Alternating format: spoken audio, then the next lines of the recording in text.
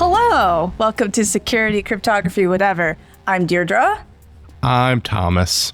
And we have two special guests today, Kevin Lewi. Hi, Kevin. Hello. And Jasleen Malvai. Hi, Jasleen. Hi. Hi, welcome. And we have our special guests on our pod today because they have been working on WhatsApp's newly announced key transparency deployment, which is extremely, woohoo! This is extremely exciting because I work in the privacy and, field a little bit. And whenever you have anything involving end-to-end encryption, you have to worry about trusting the keys that someone gives you. Because usually the way that this works in an end-to-end encrypted system like WhatsApp or Signal, you just have like a hash or a code of someone else's public key, and it's sort of up to you to just sort of like check it and see if it's like fine, which is like, if it's all pairwise and the keys don't change that often, that might scale. This is the biggest problem in secure messaging, I think, period. Like, I think every time we talk about secure messaging, we talk about like post-compromise recovery and ratchets and like, how modern the constructions are. But like the problem is that if you don't know precisely who you're encrypting to, then you might as well not have end-to-end encryption, right? Because, if the server can swap out keys or whatever the coordinator is in the system, they can swap out keys and you won't notice, then they can make you encrypt to anybody transparently, right? There are secure messaging systems that have been built that have not only no key transparency, but no notion of what the keys are at all in the UX, right? It's just like a name that happened to have logged into a web page somewhere or whatever. So like, and this is like still like a really big problem in Signal too, right? Like, it's just, what is the UX of how we're going to know who we're talking to? And as I understand it, we're talking about one big class of solutions for that problem today. Yes, or at least one big class of solutions that has had modest deployment scale or modest, like I think about star transparency, insert your thing transparency. The biggest successful deployment seems to be certificate transparency. And those are big, long Merkle tree-based logs that your certificate authority is now basically required to maintain, and the browser or whoever is checking your TLS security certificates will check that you have a proof when you make your connection, and they check that the thing that you've proved is included in a log. They check that your SCT verifies or whatever, which means that it's in a log somewhere. You didn't just hand someone a random certificate. It was actually issued by a certificate authority in the past. Keys for end-to-end encryption, I don't know if any other system has deployed a key transparency solution anywhere close to the scale that WhatsApp is trying to achieve, which is over 2 billion users. And that's not even including how many multi-device keys those users have and how often those keys get rotated, because keys, phones fall in the ocean or the toilet all the time, or, you reinstall WhatsApp and you have to, redo a key. Kevin, can you talk a little bit about what the problem space you were trying to solve for when you were trying to figure out a key transparency solution? Yeah, sure thing. And I do think we should credit Keybase actually as one of the other deployments who actually did launch key transparency. Obviously, like a different level of scale, but a lot of credit goes to them for at least deploying something that tries to solve this problem. But yeah, also in general, just to touch upon, I guess, the way we think about key transparency, why it's important, it's exactly this issue of like, if I were to, say, contact you, Deirdre, for the first time on WhatsApp, how does that look like? I first ask for your phone number, and then I go into WhatsApp and I type in your phone number, and it gives me a public key. And then I use this public key along with my public key to establish a secure channel between us. But critically, I'm trusting WhatsApp to have given me the correct public key associated with you, right?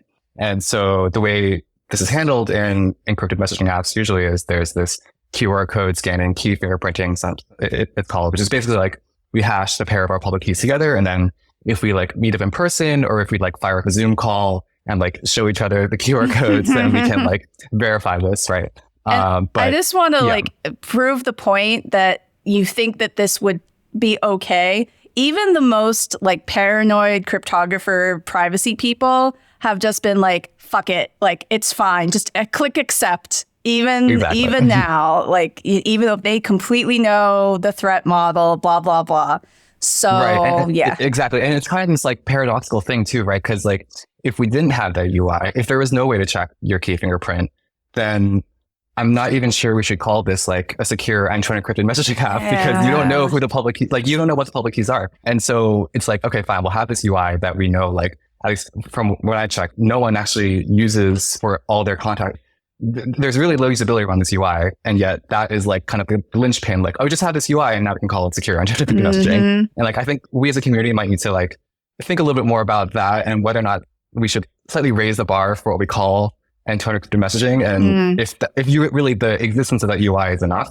And also, you know, as you mentioned, it gets more complicated. Say you have a group chat with your family members and you have like, I don't know, group size 10 or 20. Are you really going to be checking every pairwise set of keys?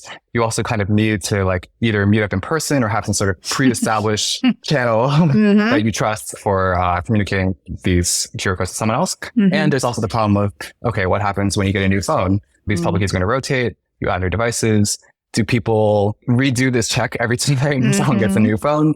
Most likely the answer is no. And so that's kind of the motivation behind key transparency. We want to make this a more automatic process so that you don't actually have to meet up in person. And now I think there are definitely going to be, I don't think it's possible to build a system that will completely replace QR code scanning. Like at some fundamental level, you checking the hash of your public key with someone else's hash is going to be better than any automated system in terms of pure security. But for the people who can't do that, or in situations, you know, like really high profile situations, imagine there's like a journalist in a foreign country who is contacted by like a whistleblower who wants to remain anonymous, right? Like where meeting up in person may not be an option, and, you know, contacting through one of these like Signal, WhatsApp, whatever, their first point of contact, then how do you actually know you're talking to the right person and not some man in the middle version of it? So that's really the scenarios we're trying to target with this. And how can we do this in a way that doesn't require meeting up in person? And also it seems the way you've been able to solve it is that it's kind of done in the background.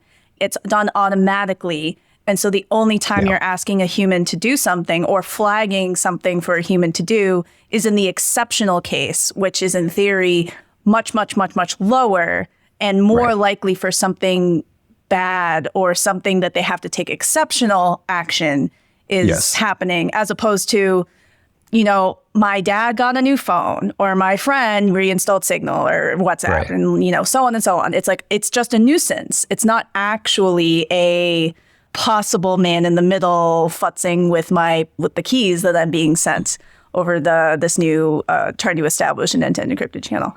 So this work, you've implemented some code and it's all open source and it's all in Rust, which I love to see. And so I was looking at all the Rust doc, and I was learning about all the different kinds of proofs that you were including for this. Jasleen, can you kind of tell us about how this solution that WhatsApp has implemented and is getting ready to deploy evolved from kind of the past few years of key transparency literature? Yep. So there's a lot of people who would probably agree that Connix was one of the early academic works in this area. And that solution basically evolved from this sort of certificate transparency type notion where you basically say, okay, let's just say we have a tree and that tree basically is committing to a dictionary that maps usernames to the public keys. And then you basically keep a record of all the changes that are happening to each user's public key. Now, the notion of transparency, and we haven't maybe stated it in quite this way, is basically what I believe is my public key is what you believe is my public key. Right. And they basically formalize this notion and they call it something called not equivocating on what somebody's public key is. And so that simple solution already is much better than not having anything at all. But the thing is, I mean, there was some notion of privacy in this work, and also there was fairly heavy requirements for me to monitor my own key in order to be sure that at any given time it's not changing in a way that I don't want.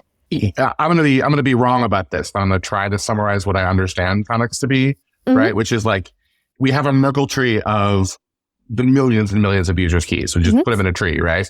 And then there's like a ticking clock of epochs that move forward, and at each epoch, the server restates that Merkle tree somehow. Like, not much has changed in the tree, but there's like a new sort of tree. And we have like a rolling hash that goes from tree to tree, from epoch to epoch, sort of like certificate transparency, where there's like a record of like everything that's ever been said about anybody's key is recorded in this kind of chain of Merkle trees, right? Yes. Am I right about that? Okay. Yes. And then like, if I understand, like the big thing that we're putting on users that's kind of untenable is this only works if you go back through every epoch that's ever been published and made sure that the server didn't like briefly say that your key was the NSA's key for like, a while and then put it back to your key. Exactly. Okay. I'm not wrong about that. I love You it when are I'm not not wrong wrong. about that. So was that the sort of dealing with you need to download the whole history? Was that addressed in Seamless or in Parakeet? Seamless first addressed this problem, and basically they found this clever solution which basically said, why don't we make this data structure so that you can only add things to it, which is something that you may have seen if you've looked at this certificate transparency literature, you may have seen this, except in certificate transparency, there's a little bit of lack of structuring in that you just append to the tree without deciding where in the tree it goes. So you can't exactly say, this is the only set of changes that were made without looking at every single thing that showed up. I mean, that's the case, right? So in certificate transparency, essentially you have to scan the entire tree to know what changes were made to your key, even if you're only looking at the most recent version of the tree. Yeah. And someone is checking that only updates are being published and nothing from their record is getting deleted. Yeah. And Seamless basically said, what if we have this cute, clever notion where you basically say, for every account, for every key version, let's add in a new entry in the tree. And basically now as a user, what I have to check is what version numbers exist for me. And since nothing is ever deleted, I can make sure that anything that was added for me or on my behalf will always remain in the log. But there's some efficient ways to do this, basically. Cool. So this is like version 3 of my key will never change. Like if version 3 of my key changes, something terrible happened, right? Exactly. But my key changes all the time, right? But then I go to like version 4. It's sort of like single static assignment in a way, like where we're taking like a variable that might change, but then we're just, I'm impressed that I was able to get that right too.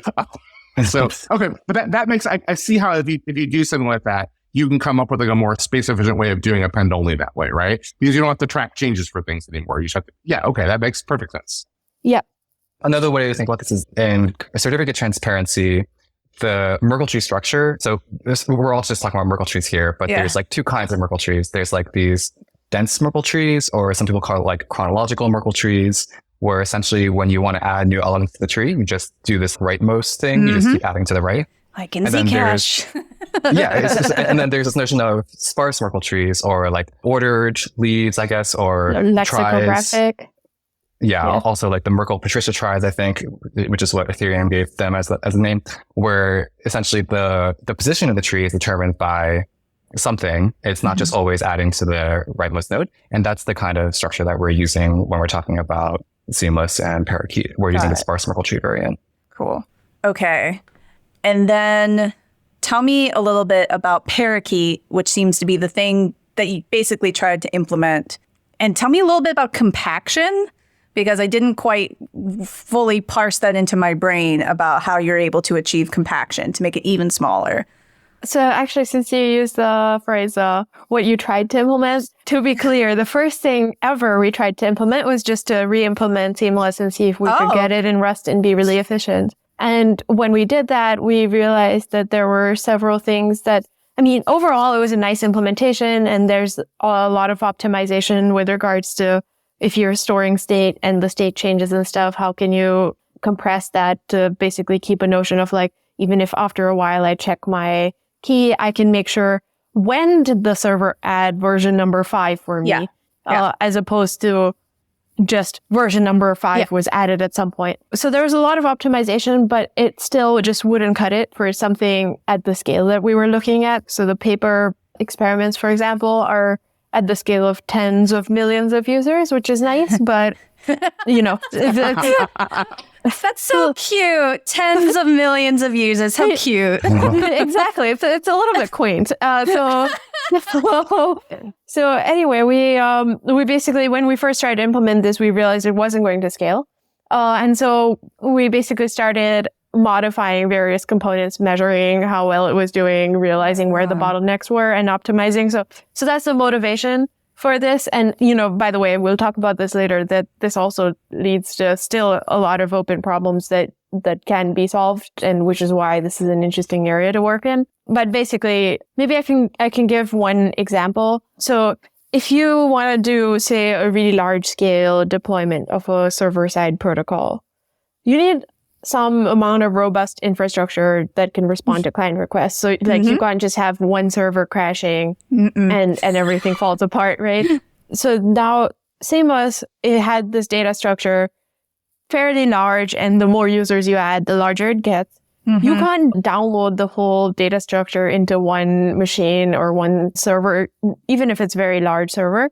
You don't want to do this, and you want to be able to respond to requests. So one of the things that we did in Parakeet that we solved is basically, how can you code up the data structures and design them so that you can basically download only partial components of these large Merkle tree data structures and still operate with them and respond to queries and do updates and stuff.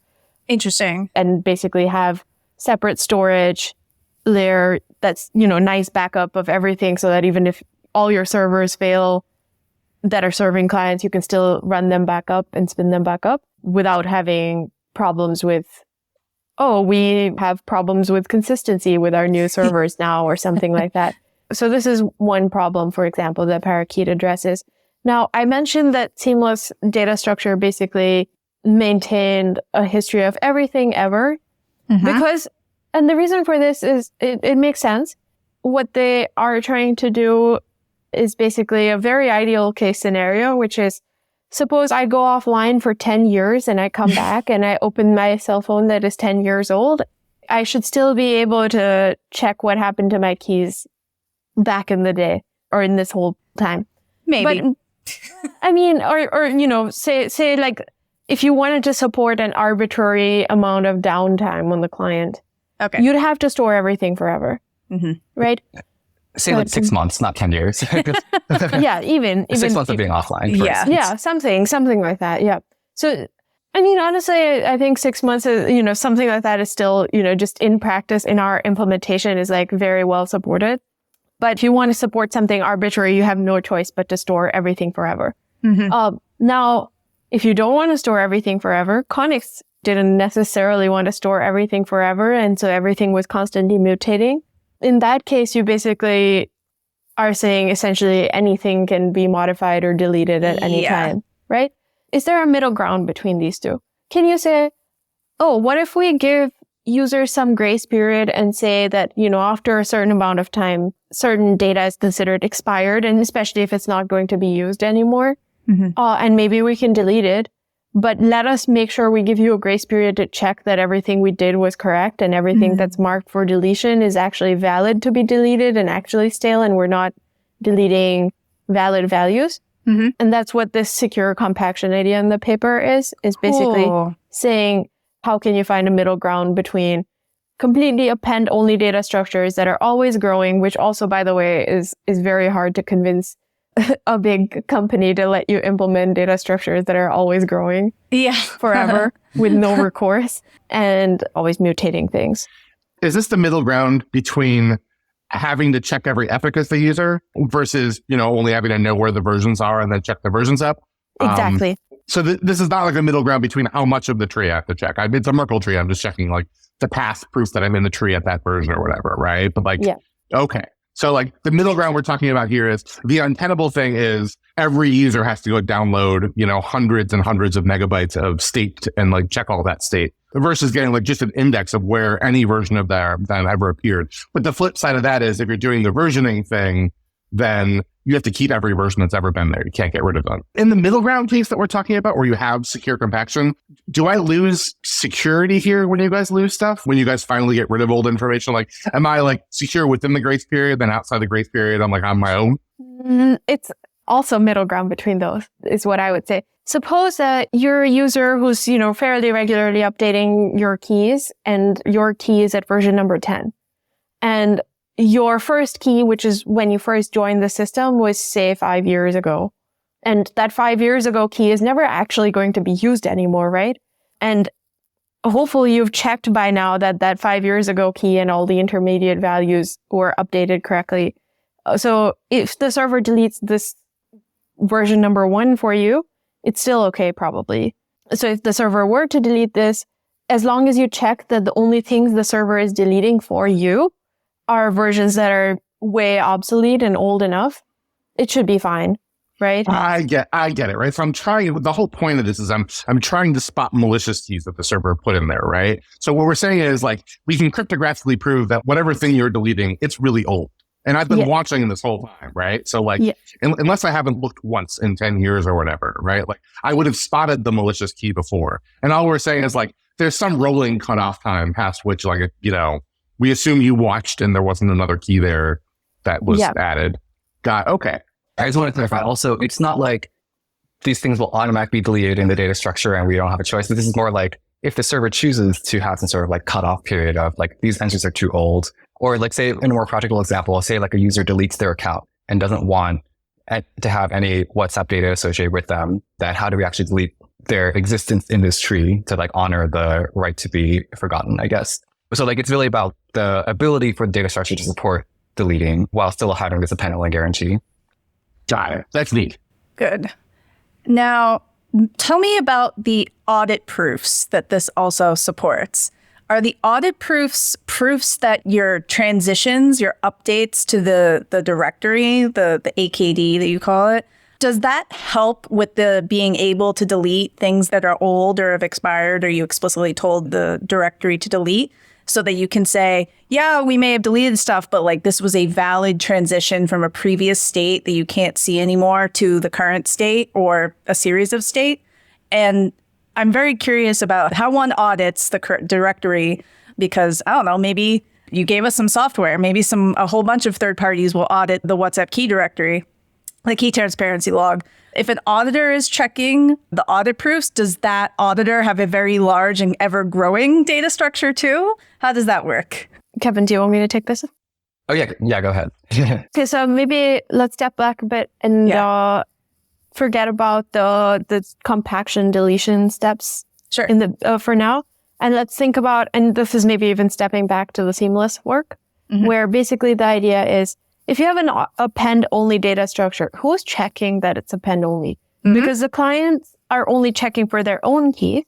So how do you basically save them from having to do all this extra work of checking the data structure? So the only thing that you're checking is that the only changes in the tree are insertions. And so that's what the auditors are checking in this like plain model. And one thing to note actually is that these auditors don't, since both in Seamless and in Parakeet, they can be anybody. We don't want them to get actual user information at all. Yeah. So they don't get anything about like, how are the version numbers incrementing for a particular user? Right. But they're only checking that this tree is only growing through insertion and no other changes are being made in this like basic version. And then when it comes to deletion, they basically check that only valid values, meaning values that are older than some cutoff point, are marked for deletion. And then when they're ready to delete after some grace period, that only marked values are deleted. Got it. So that's what the auditors are doing. And then, with respect to like a particular user's changes, such as, the key that was marked for deletion for me as a user is actually valid for deletion and not a key. Like, say I don't change my key that frequently, then my most recent key should not be deleted, right? That all still falls on the user, but it's still relatively little work basically for the user. Okay. On the client, the user agent or whatever. Yes, exactly. Cool. All right. And also, sorry, just to clarify, like it's not the case that the auditors themselves have to maintain their own data structure and keep updating that data structure as we go along with each new epoch. It's more just that each audit proof is like a self-contained thing. If you want to check from epoch 700 to epoch 701, was it just a set of appends that were made? And here's the proof. And as long as you know what the hashes are of the tree in the beginning, at the end, basically, you can just check. Nice. All right, cool. So you can basically just pick and choose your ranges of epochs and then just like if you can verify your proof and you don't have to just keep pulling and keep getting audit proofs and keep checking it. I mean, you can, but you can also discard them because you can just select your range. That's nice. So the assumption, actually, the like really nice cryptographic thing is that you only need one honest auditor per epoch. So we could be like a group of 4 friends here in this call and basically be round robining who's checking every month. Cool. And as long as we trust everybody on this podcast episode, we should be fine. Cool. So that means that you don't actually even have to check everything. You can, as you said, pick and choose what you check. And as long as there's one honest auditor checking every single epoch, that's basically just enough. That's really nice. I read your blog post, which is what flagged this whole effort to me. And it says a third-party auditor for the WhatsApp maintained key directory service or whatever. Is auditing built in or going to be built into WhatsApp clients? Or is this like a yet another third party not controlled by WhatsApp engineering, I guess? Yeah, this would be yet another third party. Cool. All right. Not controlled by WhatsApp engineering. That's the hope, at least. You know, like what we want to do is essentially publish these audit proofs to the public so that anyone can go download these audit proofs and verify that we are doing what we're saying, not like maliciously mutating or just only doing these append-only modifications to the log. Cool. So they're not something that would actually be exposed to clients. Cool. There's a lot of open questions actually about like how to set up that kind of like public auditing proofs and how we can actually tie it back to clients. Because as you might guess, like this is not the ideal scenario where like if you're just a regular user of WhatsApp, you kind of have to trust that auditing was done. And like there could be some ways to improve this, and that's definitely like something that we're looking forward to seeing future work improve that. Yeah. So like the most obvious comparison here is again the certificate transparency, right? And in the CT logs, misissuance is rare. Like it doesn't happen a lot.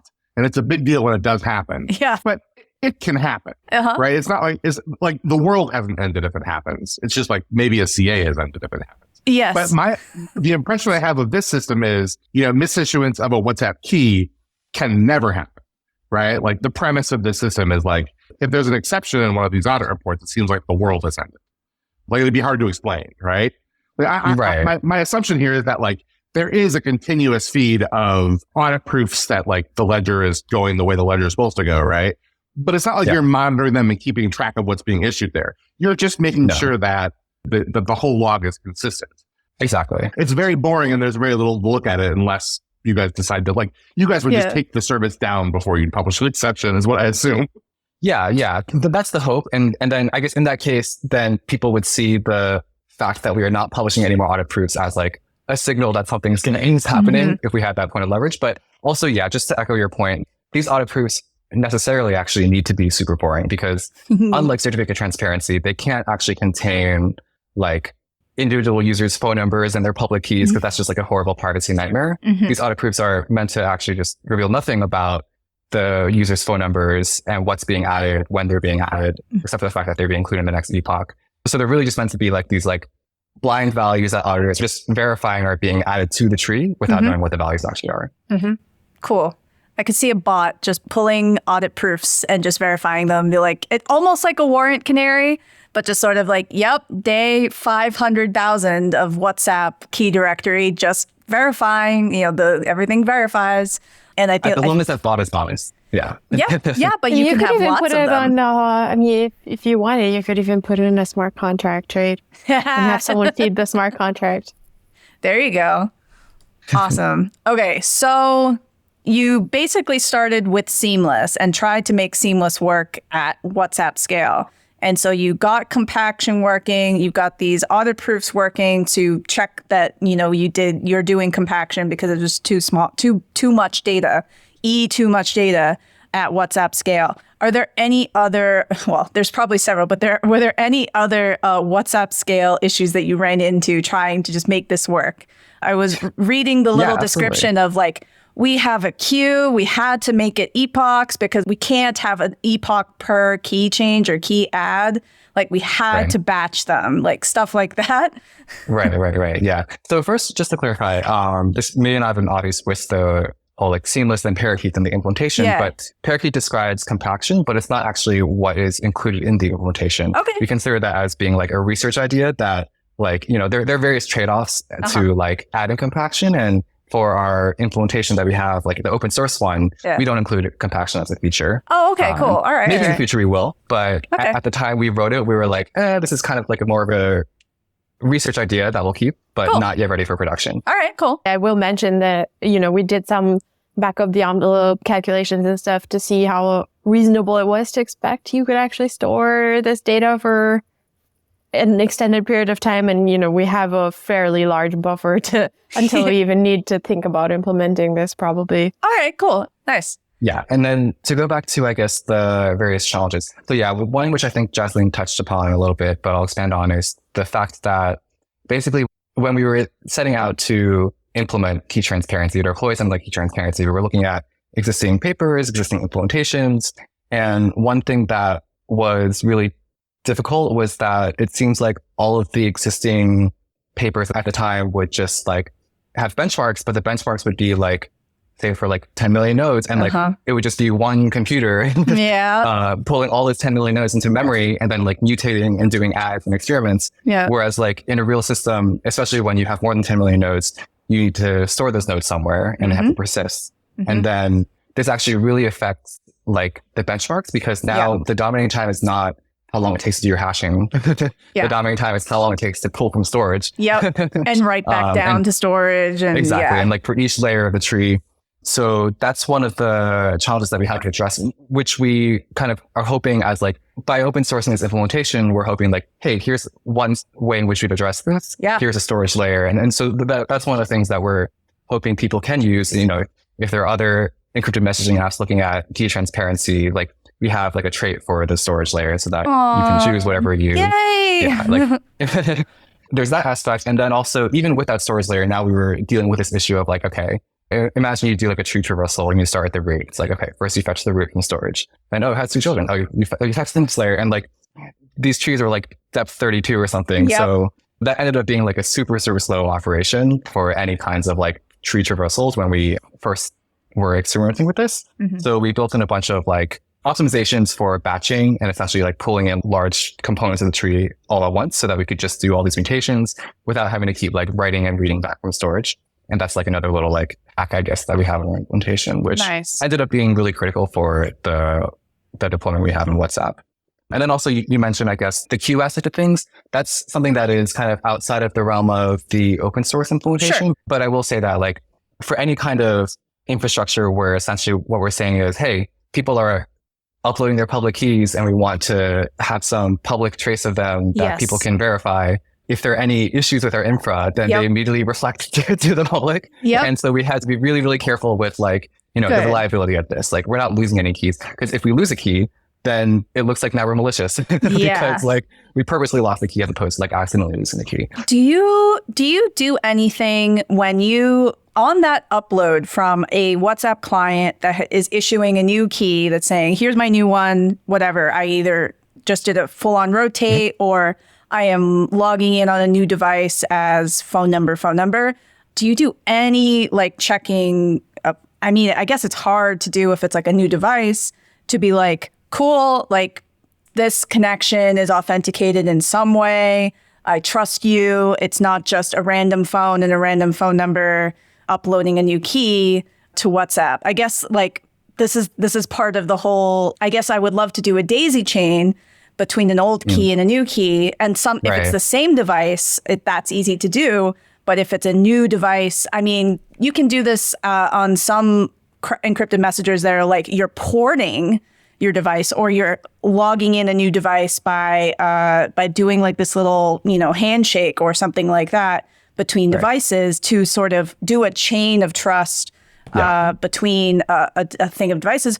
But also people lose their devices. Exactly. People lose them. So I guess the answer is probably you can't really do that. When someone is saying, I am phone number, whatever, and here is a new key, either my single new key or a new key for a new device, an additional device, you're just sort of like, cool, thanks. Like you just keep a confidential authenticated channel up to WhatsApp from a WhatsApp client. but that's kind of all you can do. Is that kind of? That's pretty much the case. And so I think what you're touching on is a really interesting point, which is like, can we have these like signature chains? Like your old public key signs your new public key. And if it's not able to sign, then it's not a valid public key kind of thing. And like, that would be great. But you also mentioned the exact downside of that, which is what happens when you lose all your devices and you want to be like, hey, this is me again. And at that point, either you have to be like, okay, forget the whole signature chain thing. This is actually like, trust this, please. But then that also seemingly inevitably allows the server to just do the same thing if they wanted to launch an attack. So we don't do that kind of because of that reasoning. But it would be interesting to see, like, is there a way to kind of get around this? Because I totally agree. Like right now, so a lot of this is focused on the transparency of it, not necessarily like, is this the correct key? We're more about like, okay, you say this is the correct key. Now we're going to show everyone and everyone can verify that. But having more measures to say like, this is the correct key. This came from the correct user. That would be great, but not something that we tackle. I think this is also related to a deeper, interesting question for like cryptographers / applied cryptographers, which is how do you identify people on the internet? Because any sort of authentication channel will have drawbacks the way that they stand now, right? Until we can get to very serious biometric type of authentication, maybe you basically always have some sort of drawbacks.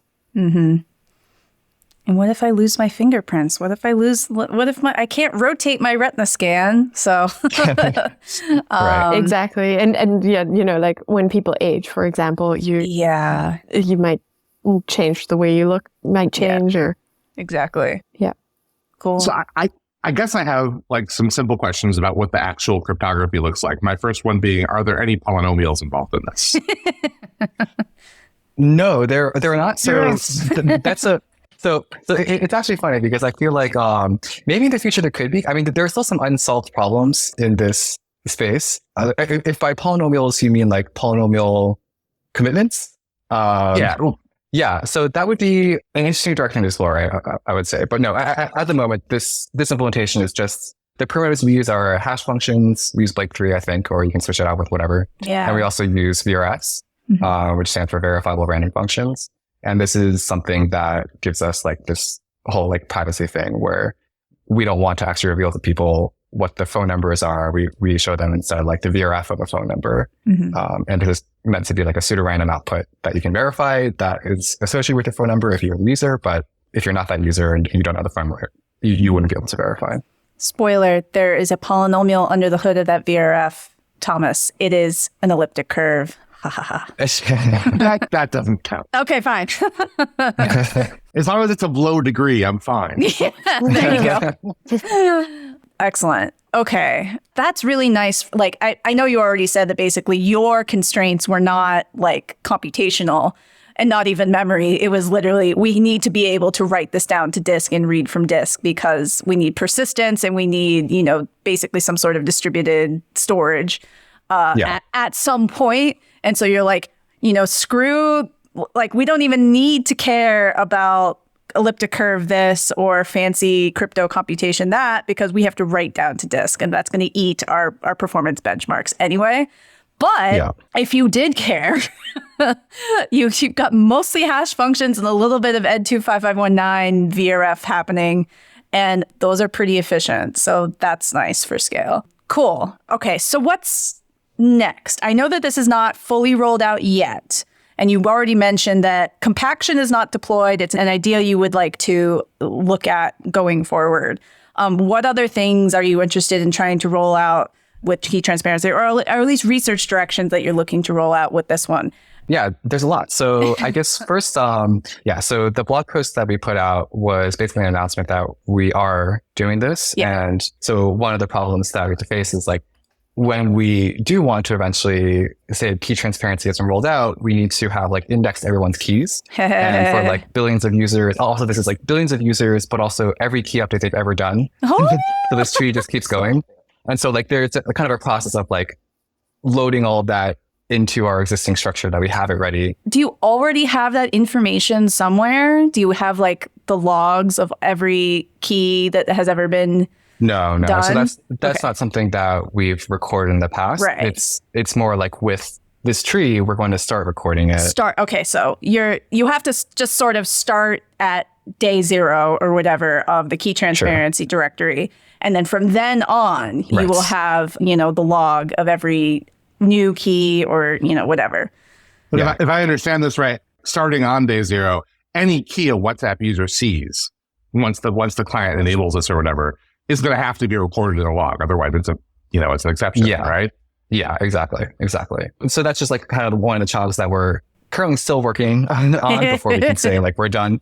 And we're also working on what the user interface of this will actually look like. What do users see when they want to verify each other? So right now, like you can go scan the QR code, but we want to show some sort of menu that is like, hey, we have some automatic verification happening. And if it fails, then this is like, okay, something with our automatic system failed. Please go verify the QR code if you're, So that we're still working on, but we're hoping to have soon.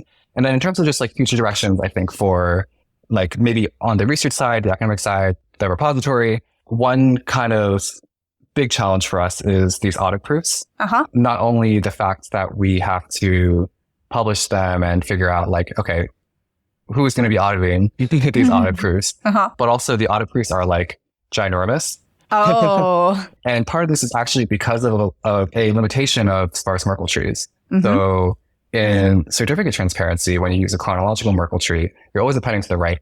So when you want to do these like audit proofs or update proofs, you can basically take all the updates that happened and like that's just one little like triangle on the right side of your tree, and you can give a very succinct proof no matter how many updates there are, or like logarithmic number of updates.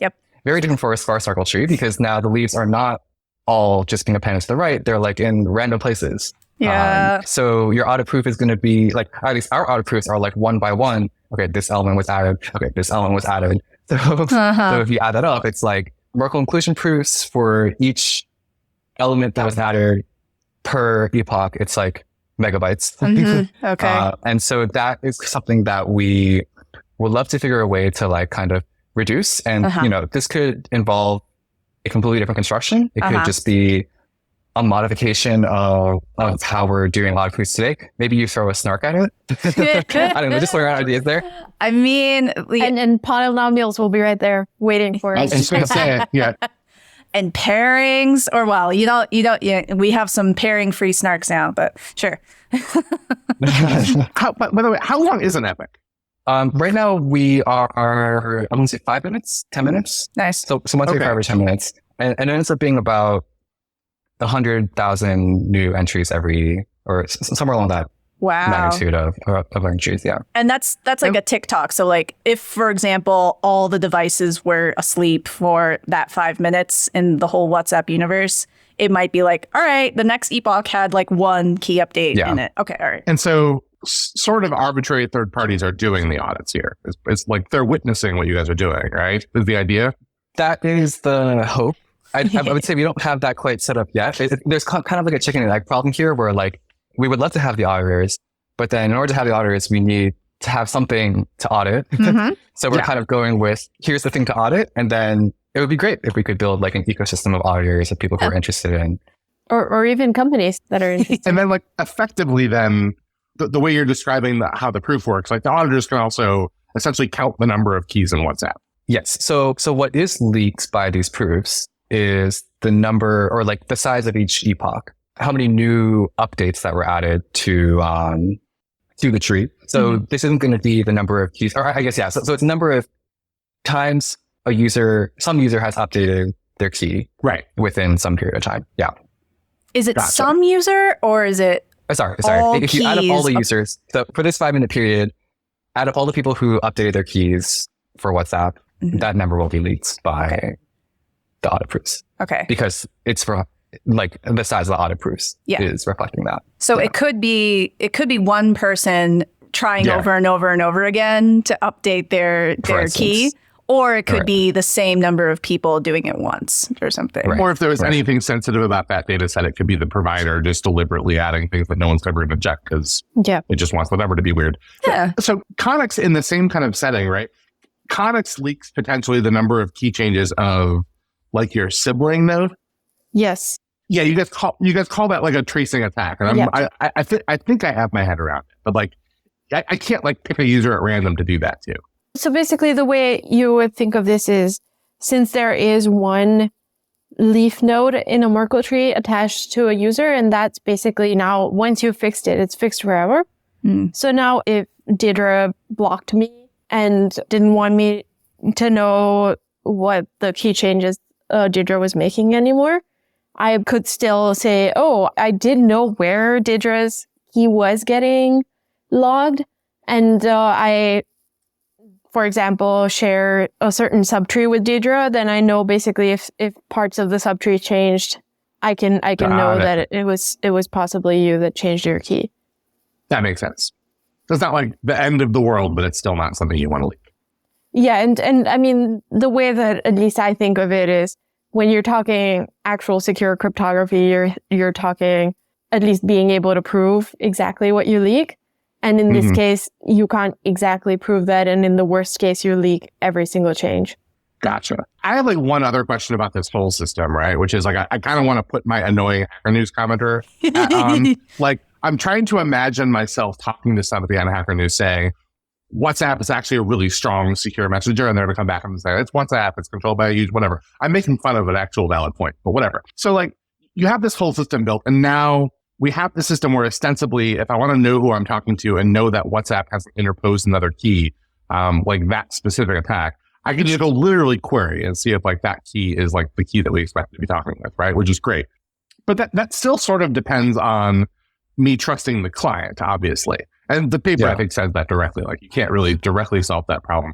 But like, if I wanted to, like, is it possible to build systems like, you know, alongside of the WhatsApp client to do these checks? Like, if I didn't want to trust the client to actually do the check, but rather periodically check on my own with like just a piece of software, is your key directory like exposed to clients? Yeah, that's a really interesting idea. So no, at the moment it's not, because we don't want anybody to be able to look up anyone's keys, because then there might be like scraping attacks that you could do at the very least. So there is still inherently like trust in the client to be at least doing these verification checks. But yeah, I guess also like a lot of the goal here is to really move away from trusting the server to trusting the client.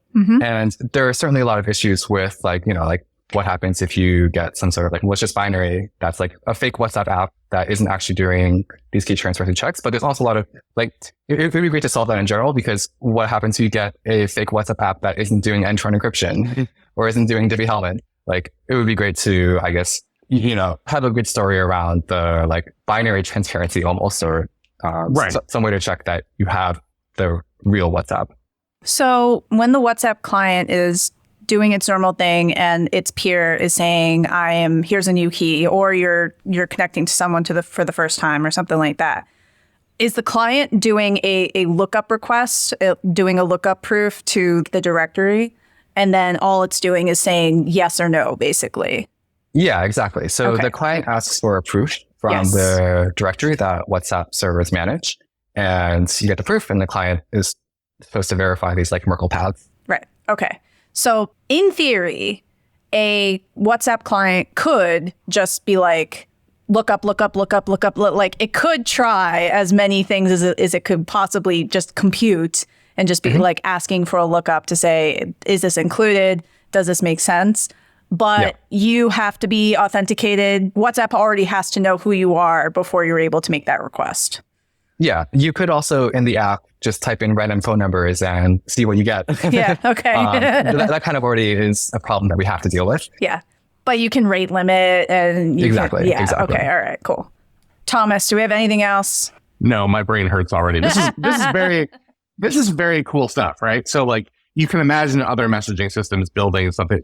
I don't think you guys are going to do this, but like, you could imagine running a key directory for multiple messaging services as well, which also sort of neatly solves the chicken and egg. Well, I'm unaffiliated, so I could maybe do it. Yes. Yeah, I mean, I think that would be great, right? Like, that's kind of one of the hopes that we have with doing this, which is that, first of all, like with this launch of key transparency, we're almost certain that there's going to be improvements to it, right? Like, this is kind of our first attempt at what we want to provide, but there can definitely come along like better designs in the future. And actually, that would be really great, I think, for not just us, but the community. And the second motivation is it'd be great if this was kind of like a thing that everyone did, not just WhatsApp. Yep. Because the problems that we're trying to address are not specific to WhatsApp in any way. They apply to all end-to-end encrypted messaging apps. And we just did an episode on messaging layer security, and like that has all these same similar problems. Every client, every device, every user has a public key. They rotate. You can do stuff with the continuous key agreement, but having transparency is just completely out of scope for them. And all, a new end-to-end messaging like IETF standard, if this solution at scale seems to work for anyone trying to deploy that, all the better for users. Exactly. If it works, it's kind of interesting because your code base is very small. It's just a nice pile of Rust, and it's very nice and it's well documented. And I enjoy that you will put something called a tombstone value if something has been removed. I want to make all these jokes about tombstone pile drivers, but that's just me. I think that's very adorable. If it works at WhatsApp scale, it'll probably work for basically anyone else, but it doesn't look like it's hugely complex and complicated and heavy to function at WhatsApp scale, which is lovely. Because you can see all these systems that are like, well, to operate at, I don't know, Google scale, you need Stubby and you need Spanner and you need this and you need that. And it's like, no, this will work at 2.5 billion users and however many billions of keys rotating per day, but it probably doesn't need to be heavyweight and huge and complex at the same time. I mean, just so we're clear, we did abstract away the storage layer entirely in the way that this code is written, which is also nice, I think, because now anybody can technically use this open source code if they wanted to. Also, actually, by the way, I would like to mention a couple of other related open questions. So my friend Julia Len, who you should have on here, by the way, recently gave a talk here at my university about some work that they also presented at RWC a couple months ago, or I guess a month ago. This month. Where they basically talk about the new regulation for interoperability in the EU. And so then key transparency in that context is one interesting research question. Another thing that I want to mention that I think we haven't really touched on. So we talked about certificate transparency. We talked about any sort of star transparency. But one thing we didn't talk about is the FTX debacle recently. And actually, proofs of solvency are a kind of transparency solution, which are basically for these decentralized settings, which are where you're saying, do the accounts of this exchange, centralized exchange, have enough liquidity in order to support the users that they are claiming to support? And in some sense, it's a very analogous problem, right? And I think the nice thing is that if this works at WhatsApp scale, for key transparency, this very related problem might also work at scale for proofs of solvency, which, yes, there are more complex statements about amounts of money and so on. And it's not just about equality of this public key that I believe is my public key is what you believe it is. As well. But it's not at billions and billions. So I think that's also something interesting to think about for anybody who's interested in this type of transparency problem, that not only is it good for users in this encrypted messaging setting, but also there's all kinds of dimensions where you can generalize this problem that still require a lot of exploration before they can be deployed at scale. Hell yeah. That is very cool. If someone has a research problem and wants a research problem, just ask Jasleen. She'll give you research problems. Awesome. I'm looking forward to the updates to the WhatsApp security white paper with more details about as this gets deployed and rolled out. I have full confidence that the UX solutions they'll be fine. They're not, in my opinion, they're not a big deal, but I know that I am not a UX person, so they'll do a good job, I bet. Yes, famously not a hard UX problem. Very bad, if you already have the compare your QR codes flow, like you just tweak it a little bit to be like, maybe something bad happened. No, really, you should compare your QR codes flow. Pretty much, yeah. Are you sure you're not a UI person? Once upon a time, I wrote a bunch of JavaScript. I do not do that anymore. Thomas, anything else? No, this has been awesome. Thank you guys so much for doing this. Kevin, Jasleen, thank you very much for coming on. Thank you for having us. This is great. Yeah. Awesome. Yeah. Thank you so much for having us. Totally.